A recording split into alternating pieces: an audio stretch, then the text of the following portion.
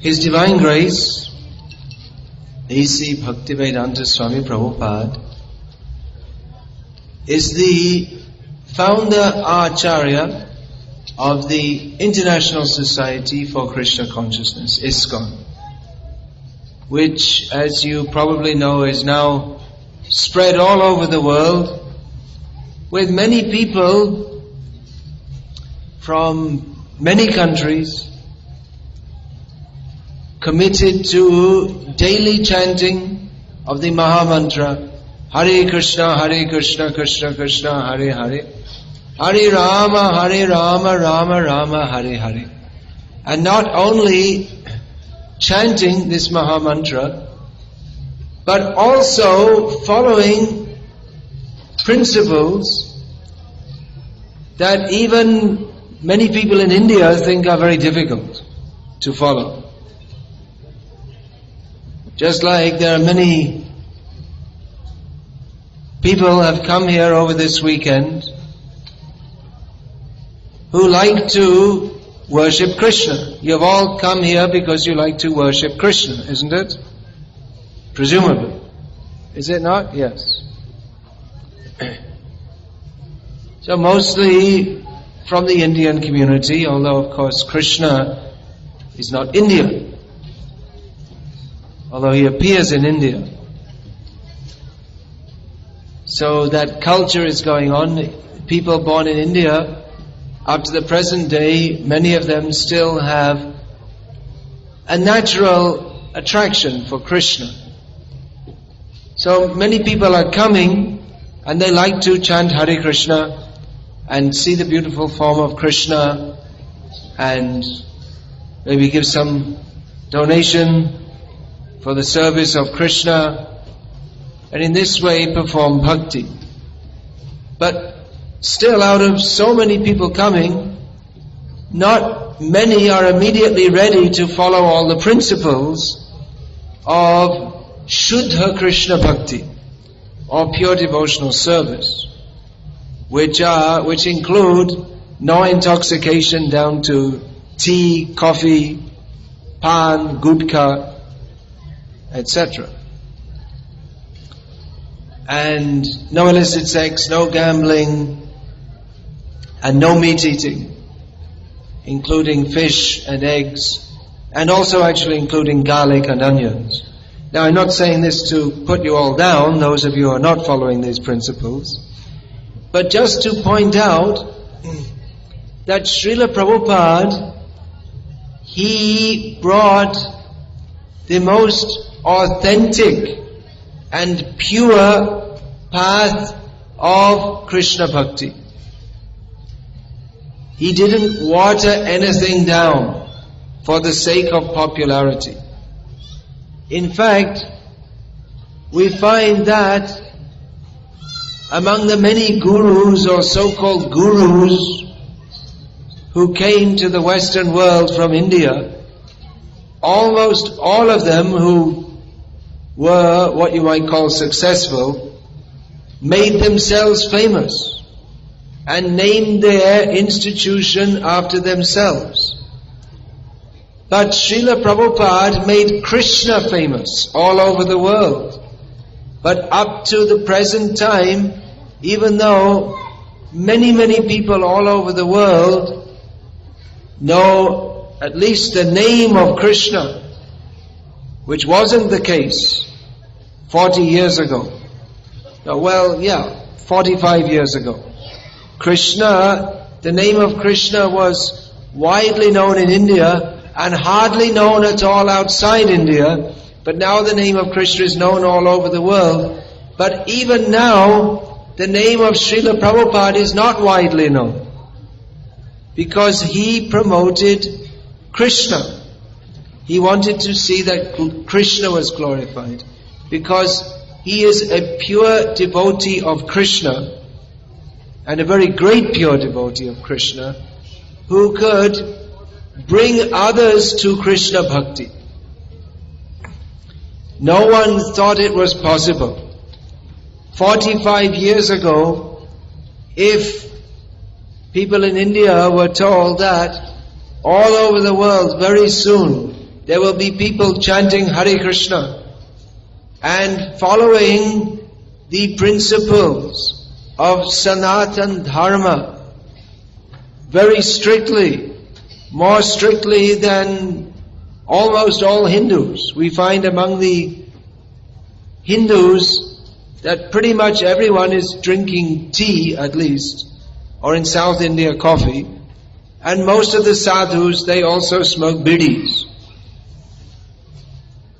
But Srila Prabhupada, he brought the chanting of the Hare Krishna mantra to people who were without knowledge of Krishna and from the perspective of Sanatan Dharma, most impious. Now, it used to be that most people, or many people in India, were at least vegetarian, and in Gujarat especially. Most of you here today are Gujaratis, I presume. Is it? Tame Gujarati che. But now in Bombay, so many Gujaratis, they will say, "Hum Gujarati hai, lekin hum sab kuch khate hain." They don't care. Garv se kaho, hum Gujarati hai aur hum sab kuch khate hain. We're Gujaratis and we eat everything. We're not observing any restrictions. But it used to be that most Indians were, at least in many areas, most of them were at least vegetarians. And they didn't eat cow's meat. Even the meat eaters didn't eat cow's meat. But even that's breaking down now. Sorry to say. Among the Hindus even. Because once they get a taste for meat, then they think, well, beef is cheap, so who cares? Money's the honey. So,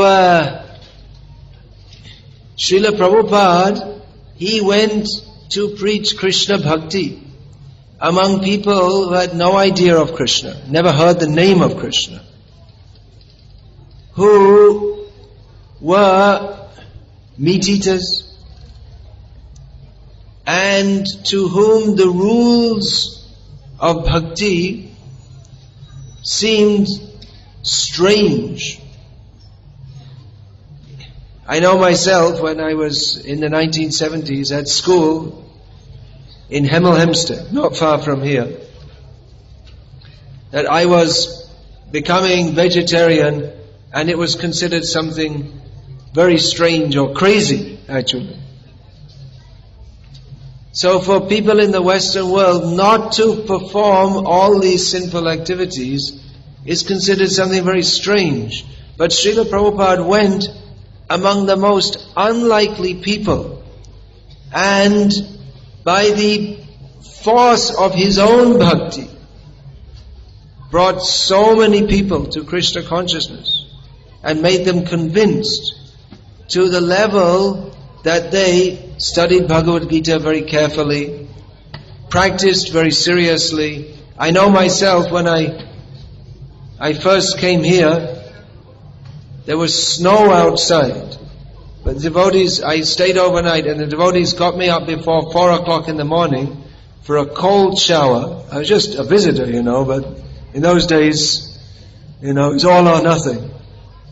So, and then 4:30, dancing in the cold, freezing cold, but everyone was dancing blissfully. And I thought they do this every day. They must have something real, because why would they? Either they're totally crazy, which most people think, but otherwise they're totally crazy, or they have something very real and substantial. Otherwise, why would they get up early in the morning, especially in the freezing cold, there's no heating in the building, and sing to Krishna? They're singing in praise of Krishna. So I already knew they had something substantial by speaking with them the evening before. But how did they get this? People in the Western world speaking philosophy, Vedanta philosophy. Sometimes we go in India and we speak with people and they say, oh, it's very high philosophy. But for us, by the grace of Srila Prabhupada, it's our normal day-to-day discussion. We discuss it every day. Srimad Bhagavatam. This is a very highly elevated scripture, which actually it's meant for very spiritually advanced people. And Srila Prabhupada, he introduced this among Westerners with no background of pious activities. So this is a miracle. Sometimes the Western journalists would ask Srila Prabhupada that, well, you're an Indian guru, you should show some miracles. Because they think that an Indian guru means he can do some miracle. Srila Prabhupada pointed to his Western disciples and said, these are my miracles. This is a far greater miracle than standing on your head for 24 days or fasting for a month without taking even water. These kind of miracles yogis can do by control of the body and control of the breath. So that is something very wonderful, no doubt. But Srila Prabhupada, he transformed lives in the most beneficial manner. That he took people from a background of gross sense gratification. This is a term that Srila Prabhupada taught us. Sense gratification means always looking. What is there nice to see for my eyes? What is there nice to me hear for my ears? What is there for my tongue, for my belly, for my genitals? All the time thinking, me, me, me, I need something for my senses. But Srila Prabhupada, he taught the principles of sense control in this totally materialistic civilization and turned grossly materialistic, hedonistic people into self-controlled bhakti yogis, lovers of Krishna and expounders of the highest philosophy of Bhagavad Gita and Srimad Bhagavatam, and instilled in them such a sense of such a commitment to Krishna. They were so convinced. One professor in America, before Srila Prabhupada came to America, he was studying Indian religion, so he had heard of Krishna. He was one of the few Americans who had heard of Krishna before Srila Prabhupada came to America, because it was his specialized subject of study in the university. Now, he came across some of the early followers of Srila Prabhupada in America. This was in 1966. And he heard that there's some Swami has come to New York City and is teaching about bhakti. So before he met Srila Prabhupada, he met some of Srila Prabhupada's young followers. And he was surprised, because if you meet a Krishna Bhakta, you'd expect them to know something about the philosophy of Krishna Bhakti. But these were new people, and they didn't know very much. Srila Prabhupada was teaching them, but he was spoon-feeding them, so to speak, introducing the philosophy very slowly, because for people who don't know anything about this subject, well, you have to begin at the beginning. Vaishnavism is the highest teaching of all teachings. In Bhagavad Gita it's called Raja Vidya, the king of knowledge. But, even Einstein had to start off at some point learning 1 + 1 = 2. So, you have to begin at the beginning. So, Srila Prabhupada was teaching in a spiritual, even though he was teaching adults, it was like a spiritual kindergarten.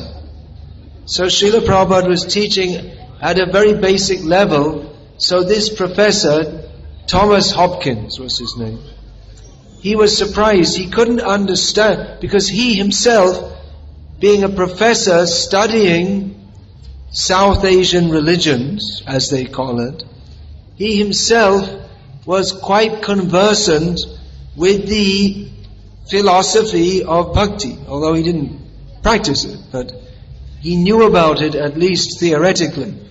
So he couldn't understand how these young Americans knew, when he tried to talk with them about bhakti, and they didn't know what he was talking about, many of the things he was talking about.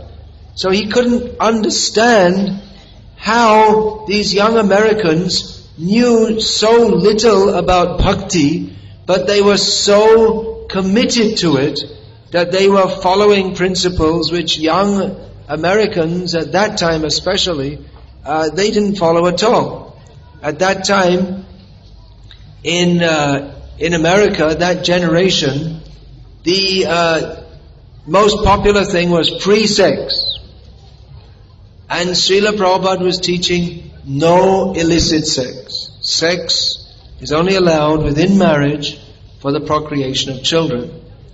So this Thomas Hopkins, he couldn't understand how these people had such conviction about bhakti without knowing hardly anything about it. They're prepared to practice it so wholeheartedly and seriously, but they don't really seem to know very much about it. And he couldn't understand this, he said, until he met Srila Prabhupada.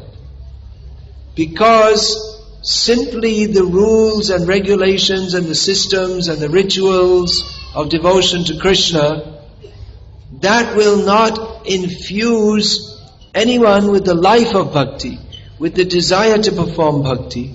It's when we meet and come in contact with people who themselves are full of bhakti, then we ourselves, if we're fortunate, we become attracted to follow that.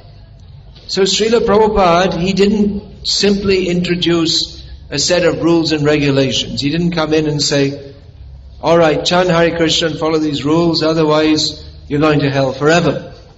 Or he didn't introduce any such, or it wasn't simply a theoretical knowledge of God, but by his very personality, being always absorbed in the bliss of love of Krishna and communicating that to others by song, by dance, by food. That was very important. Srila Prabhupada gave the spiritual food, Krishna Prasad.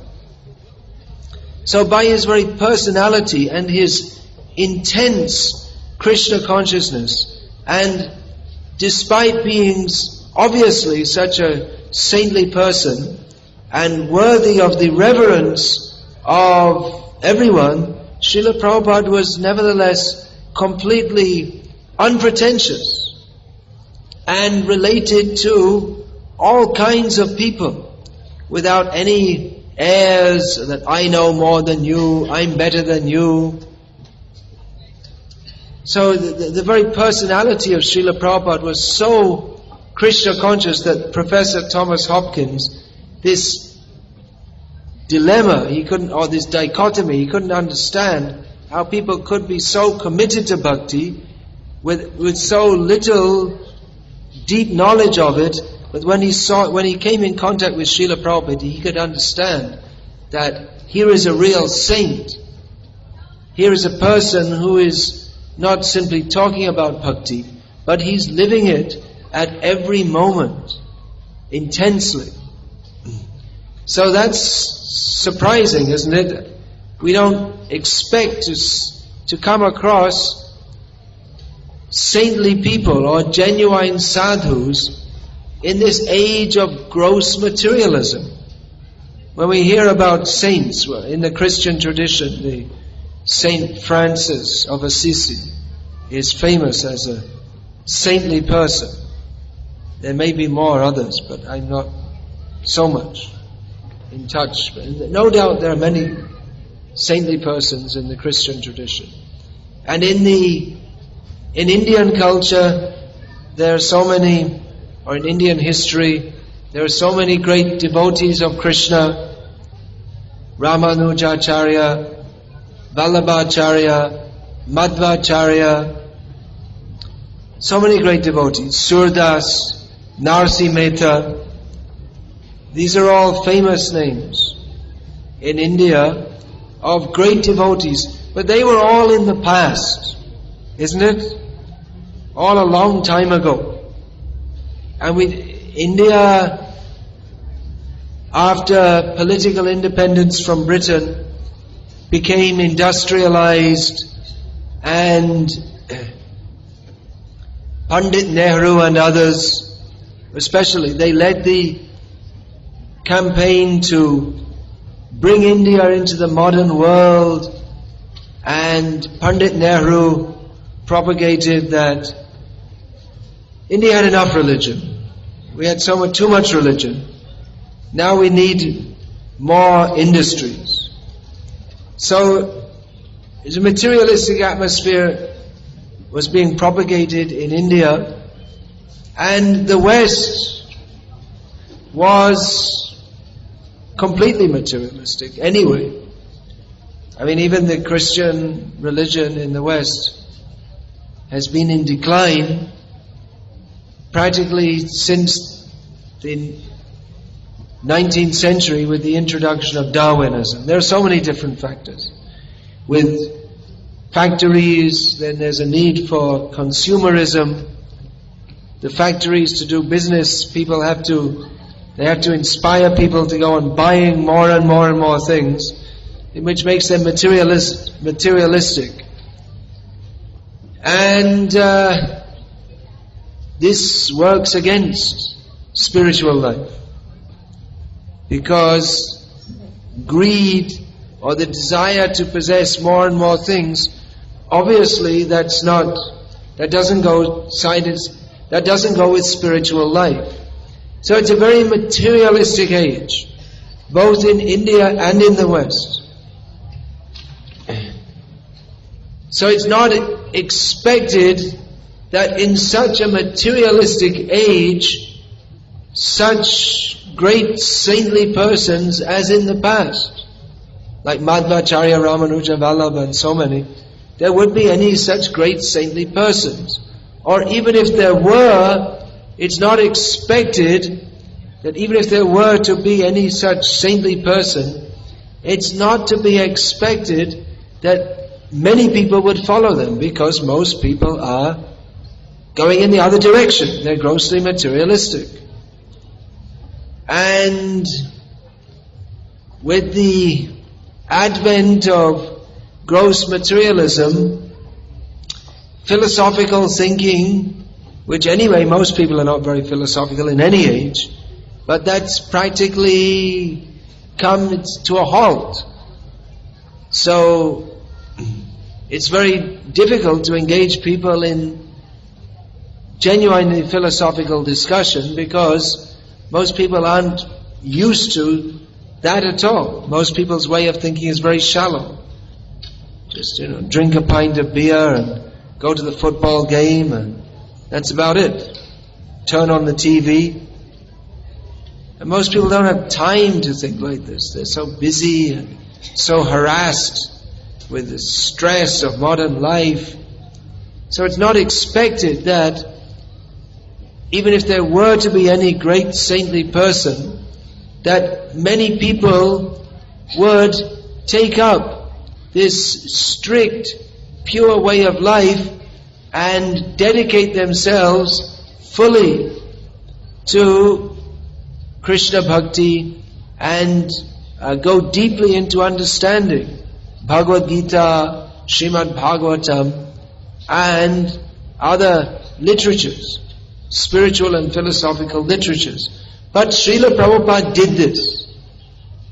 Srila Prabhupada is a great sadhu, and if we can actually understand what he has done, begin to understand what he has done, then we should understand that he is far greater than many persons who are advertised as great sadhus. There are many famous speakers on Bhagavatam. They're very popular. They speak on not only Bhagavatam, on Ram Leela, and many people come to hear them. I'm talking about today. And in India, and they come here also. Some of them come here.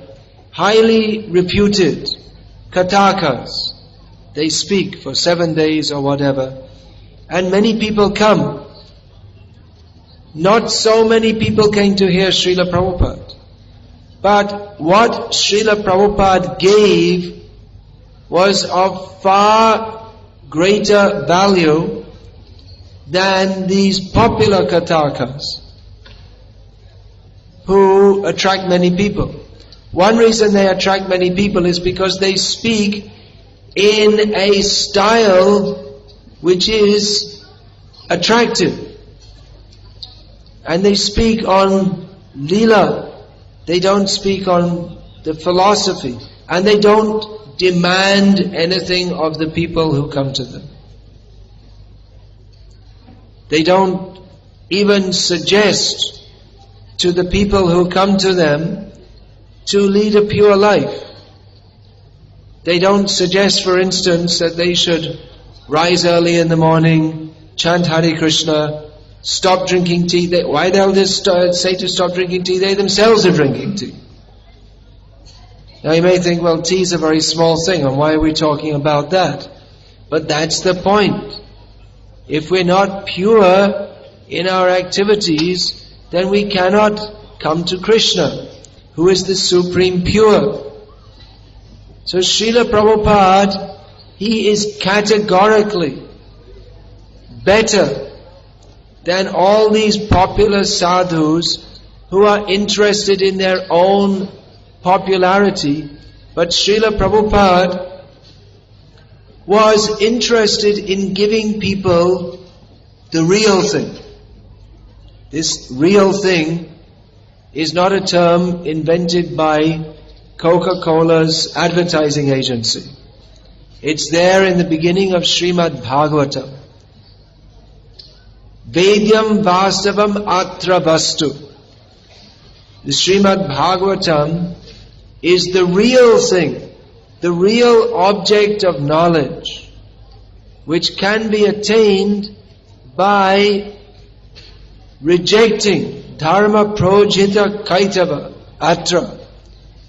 When all kinds of cheating religion or cheating in the name of religion is rejected, then we can come to the actual point of religion. So cheating religion means that these kind of talks which are put on more or less to give people pious entertainment. Of course, Bhagavad Katha or Ram Katha, even if it's given in entertainment style, well, still that's better than watching the average Bollywood movie or the average any movie. The subject is Rama and Krishna. But the point is, it's not presented for the purification of others. It's meant more for the, for the, like I say, the pious entertainment of others. There's no attempt to change people's lives or to bring them to a dedication to Krishna. So cheating religion, there are so many varieties. Any variety of religion that doesn't teach us who we are, who is God, what is our relationship with Him, and how to attain that. that is counterfeit. It looks like the real thing, but it's not.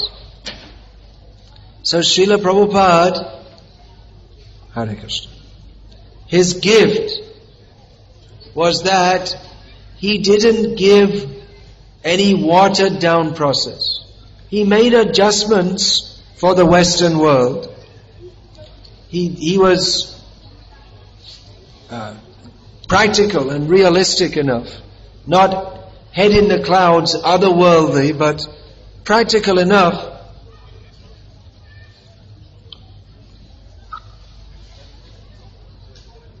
to understand that Western people, they can't overnight become to the level of the strict, austere sadhus of India. So he made some adjustments in practice. But he didn't compromise the basic principles. Srila Prabhupada himself noted that if I had given a watered down process, I could have many more followers. Actually, he was asked about that. Some journalist asked Srila Prabhupada that, well, you're an Indian guru, so can't you fly in the sky? Why do you need to go in an airplane? Why go to all the trouble of taking a plane? So Srila Prabhupada said, well, I can do that, but then the journalist said, yeah, then why don't you do it? You get many more followers. And Srila Prabhupada said, yes, but then they'd all want to learn how to fly without a plane. But that's not of any real value. The real value is to learn Tyaktva dehang punar janma na, how to get free from birth and death, how to develop our loving relationship with Krishna. So Srila Prabhupada came to give the real thing. He didn't come to teach mystical tricks. He didn't speak in a manner to entertain people or to promote himself. He gave the pure magic of Krishna consciousness. When we say he came to give the real thing, and we talk about these principles, it might sound like something very austere or dry, but actually Krishna is the most attractive. Why did people take up Krishna consciousness with all these rules and regulations? It seems that there's no fun. If we tell people no meat eating, no gambling, no intoxication, no illicit sex, they say, well, what's left in life to do? There's nothing enjoyable left to do. But Srila Prabhupada gave the real enjoyment, on the spiritual platform that he taught, and by his own behavior showed how actually there is nothing of any value in material life. Everyone's trying to be happy by eating, sleeping, and having a nice house, and having lots of money, and whatever, all the things people do to try to be happy, but no one's fully satisfied. People are full of stress and anxiety. Srila Prabhupada gave the philosophy of Bhagavad Gita and taught it in a manner relevant to the modern world, that material life is intrinsically lacking in genuine happiness. But Krishna is all attractive. The very name Krishna means all attractive. So one can experience in Krishna consciousness happiness that is simply not possible to attain by getting any amount of money or having any number of PhDs or having any, whatever title one has, Prime Minister or head of the Rotary Club or whatever titles one may collect. None of these things bring satisfaction to the soul the only thing that brings satisfaction to the soul is to revive our dormant Krishna consciousness, our consciousness of Krishna, our service attitude to Krishna, to love Krishna. And Krishna is lovable. He is very beautiful. He is very sweet. He is very kind. Everything about Krishna is beautiful. So many flowers have been brought here today and offered to Krishna. That is the best thing to do with flowers. Krishna likes to live among beautiful flowers. He has his favorite animal, the cow, which is a very peaceful animal and gives milk, which is the best food for nourishing the brain in sattva gun, the mode of goodness, which is conducive to spiritual advancement. So everything about Krishna is very nice. Singing about Krishna, offering flowers to Krishna. Krishna's food is the best. I mean, everyone knows that. That's one reason why Krishna is famous all over the world. Because everyone, at least those who are vegetarians, they know that the Krishna prasada, the food offered to Krishna, it's the best. There's no comparison. So in some ways, Srila Prabhupada gave a very austere life, you could say, rising early in the morning and following many principles. But for many who joined this movement, in the beginning they didn't understand much about philosophy, and they liked the singing and the dancing, but what really clinched it was the Krishna prasadam, or the food offered to Krishna, because it's worth following all those principles just to get this amazing spiritual food. There's no comparison to that. And actually we've had this experience that, of course, among Indian people, even today, especially the ladies, there are many excellent cooks. But still there's no comparison to that which is cooked in Krishna's temple and offered with love to Krishna. Right? You're an excellent cook, I presume. You won't admit it, but no doubt you are. Because, Gujarati, you are Gujarati, I presume. They're all, at least what I found out, they're all excellent cooks. I mean, among yourselves, there's higher and lower, but from our platform, you're all great. You're all great cooks, and all the things they cook, in the English, see, we were raised on, what is it? A slice of meat and some boiled potatoes, and Yorkshire pudding, and suet dumplings, and that's about it. But then, you have dokla and kaman and rotli and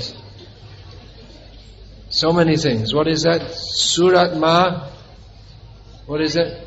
Gari. I mean, that's like the richest dish in the world. It's ghee and there's kya bolte, that it's very rich anyway. Only after eating that, you have to go to Kashi for Maran. That's what they say. Surat ma kari and Kashi may Maran, something like that. There's some saying. So all the best food, but when offered to Krishna, it becomes just literally out of this world. Because Krishna's food is simply amazing. So even if Srila Prabhupada had given nothing else but Krishna Prasad, that would have been the greatest contribution to human culture in the 20th century. There's no food like that. Now Indian food is very popular in England, but all these Indian restaurants, but there's nothing to compare with Krishna Prasad.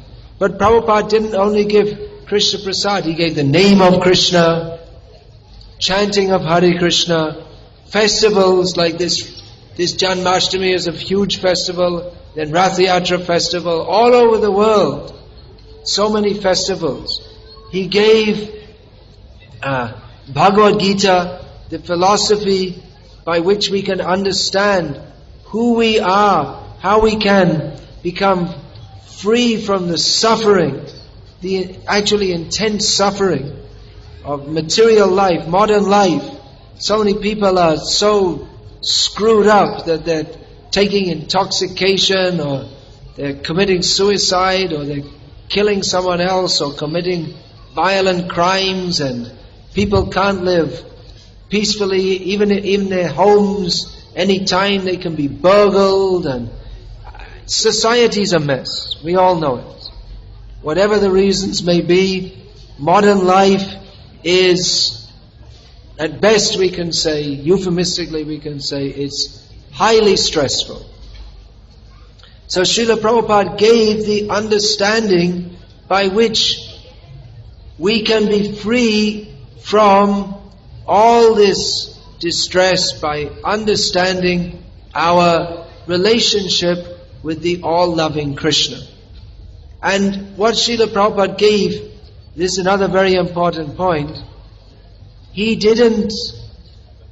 what he gave wasn't something he made up.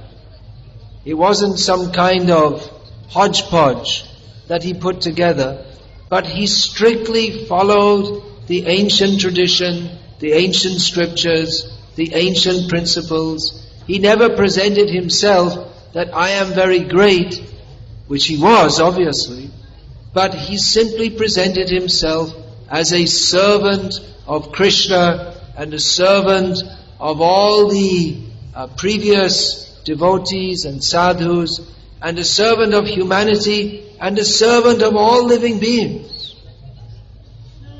So it's amazing how such a saintly person could appear in such a materialistic age. That is Krishna's mercy, that he sent such a great devotee among us, and by Srila Prabhupada's mercy we can attain to Krishna consciousness. So see, these are some of the contributions of Srila Prabhupada. What he has given us is unlimited, because he's given us Krishna, who is unlimited. So, on this day we are expressing our gratitude to Srila Prabhupada. So we should try to do something that makes Srila Prabhupada happy. How can we make Srila Prabhupada happy? Maybe you know that to worship Ganga, the Ganges river, one stands in the river and with the hands cupped like this, puts the hand into the water, lifts up some water and offers Ganges water to Ganges. This is the method of worshipping Ganga. We offer Ganga to Ganga.